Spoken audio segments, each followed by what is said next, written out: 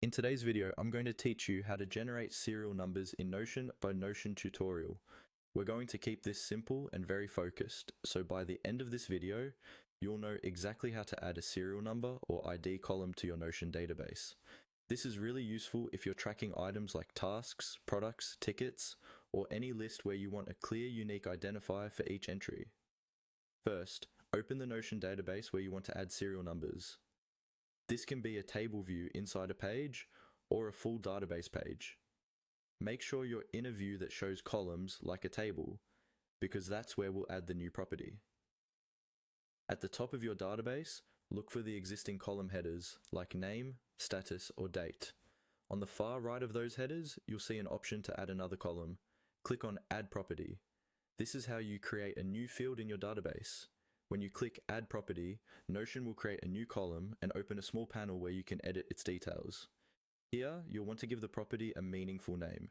Since we're generating serial numbers, a common label is ID or serial number.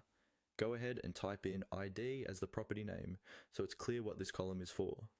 Next, check the property type. By default, Notion might set it to text or something similar. For simple manual serial numbers, keeping it as text or number works fine. If you prefer to type in your serial numbers yourself, you can leave the type as text and then fill in each row with values like 001, 002, 003, and so on. Using leading zeros keeps everything neatly aligned, especially in longer lists. If you plan on using formulas or more advanced methods to auto-generate IDs later, starting with a property named ID sets a solid foundation. You can always change the property type to a formula afterward without losing your data. Once you've named the property ID and confirmed the type, click away from the panel to save it. You'll now see the new ID column in your database, ready for you to start assigning serial numbers to each entry. And that's it. You've added an ID property and prepared your Notion database to handle serial numbers in a clean, organized way.